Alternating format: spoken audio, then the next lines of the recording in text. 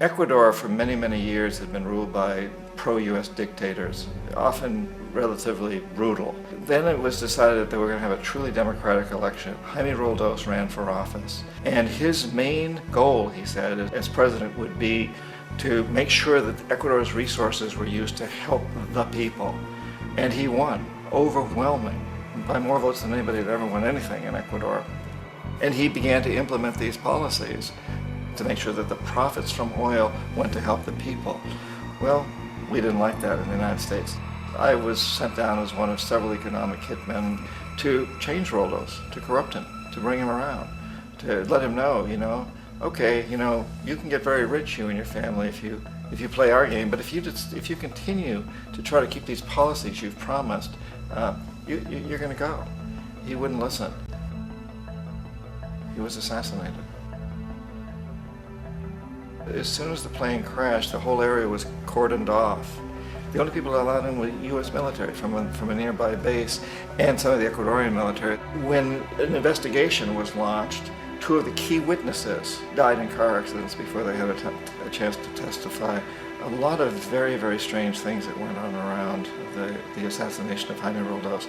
I, like most people who've really looked at this case, have absolutely no doubt that it was an assassination. And of course, in my position as an economic hitman, I was always expecting something to happen to Jaime, whether it be a coup or assassination, I wasn't sure, but that he would be taken down because he was not being corrupted. He would not allow himself to be corrupted the way we wanted to corrupt him.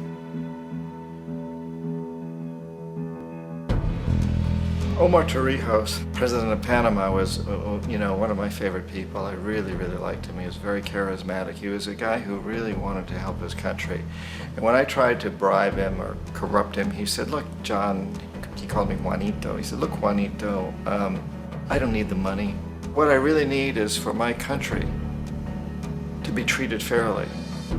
I need for the United States to repay the debts that you owe my people for all the destruction you've done here. I need to be in a position where I can help other Latin American countries win their independence and be free of this terrible presence from the north that you people are exploiting us so badly. I need to have the Panama Canal back in the hands of the Panamanian people. That's what I want. And so, leave me alone. Don't try to bribe me.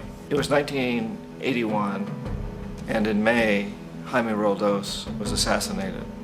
And Omar was very aware of this. Torrijos got his family together and he said, I'm probably next, but it's okay because I've done what I came here to do.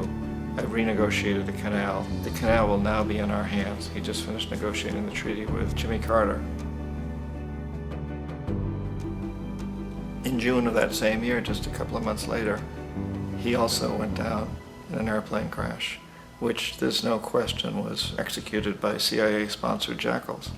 Tremendous amount of evidence that one of Torrijos' security guards handed him at the last moment as he was getting on the plane a tape recorder, a small tape recorder that contained a bomb.